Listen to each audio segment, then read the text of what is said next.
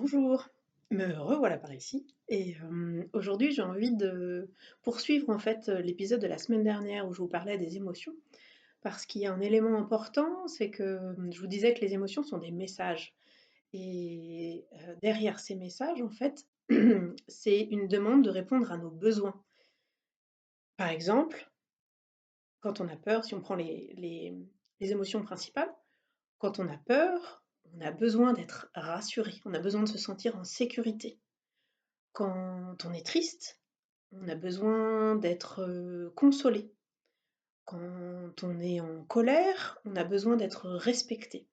Et quand on vient répondre à ces besoins, ce qui est super, c'est qu'on a accès au revers de la médaille. C'est-à-dire que, si on se rassure, si on réussit à se rassurer quand on a peur, eh bien, on arrive à accéder à notre confiance. C'est ça que j'appelle, les c'est ça entre autres que je peux appeler les clés, nos clés personnelles. Quand on est triste et qu'on répond à notre besoin d'être, consolé et de besoin aussi de temps, de faire le deuil, eh bien, on réussit après à nouveau à accéder à la joie. Et quand on est en colère et qu'on réussit à se faire respecter et à répondre aux besoins de se faire respecter, eh bien derrière, on accède à notre puissance. D'où tout ça, l'importance d'écouter nos émotions, parce qu'en écoutant nos émotions, on entend le message et on peut répondre à notre besoin. Alors on a tendance à, et c'est quelque chose qui vient de notre enfance, à chercher la réponse à ce besoin à l'extérieur de nous. Parce que, quand on est petit, par exemple, quand on est un tout bébé et qu'on a faim, bien, ça ne peut venir que de l'extérieur, une fois qu'on est sorti du ventre de notre mère là, sur les premiers mois. Et on a pris cette habitude-là. Alors, en fait, c'est lié au développement du cerveau. Si je le fais en hyper raccourci, c'est, la théorie des trois cerveaux de Damasio. Le premier cerveau à se mettre en place, in utero, c'est le cerveau reptilien, celui qui gère tous les réflexes, ce qui fait qu'on n'a pas besoin de réfléchir pour, respirer, pour marcher, et cetera.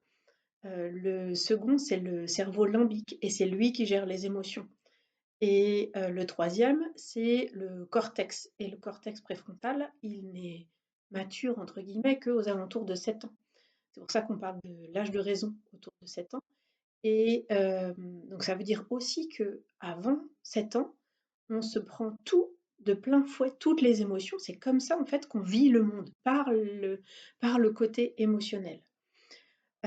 Tout ça pour dire qu'effectivement, il y a beaucoup de choses, même je dirais même tout se joue dans l'enfance. Et forcément, dans notre enfance, il y a des besoins qu'on a exprimés de différentes façons et auxquels on n'a pas répondu, auxquels l'extérieur n'a pas répondu. Et ça constitue des manques pour toute notre vie. Mais bonne nouvelle, c'est que quand on est devenu adulte, eh bien, on peut aller voir notre enfant intérieur, écouter accueillir ses émotions et donc écouter ses besoins, et on peut y répondre par soi-même. Et c'est même ça que nous demande la vie, quelque part.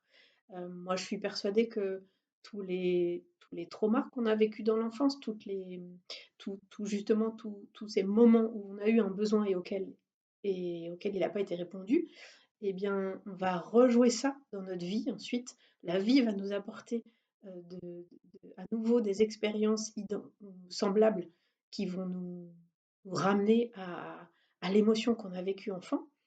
Mais pour qu'on puisse inventer, mettre en œuvre une autre solution que celle qui nous a permis de survivre dans l'enfance. Je crois que je l'ai évoqué un peu dans l'épisode précédent autour des émotions, c'est que du coup dans l'enfance, on se met en mode survie avec l'histoire de notre cerveau reptilien là, et de notre cerveau limbique. Mais avec l'âge adulte, avec le cortex qui se développe, donc la raison qui arrive aussi, et bien, et donc au fil de notre vie, je crois vraiment que on n'a plus à survivre, mais à vivre. C'est pour ça que je parlais de se recentrer la dernière fois. Donc voilà, pour résumer, derrière notre émotion, il y a des besoins et on est à même en tant qu'adulte de répondre à nos propres besoins. Donc je vous invite à ça quand vous avez une émotion, à l'accueillir et à écouter le message qu'il y a derrière.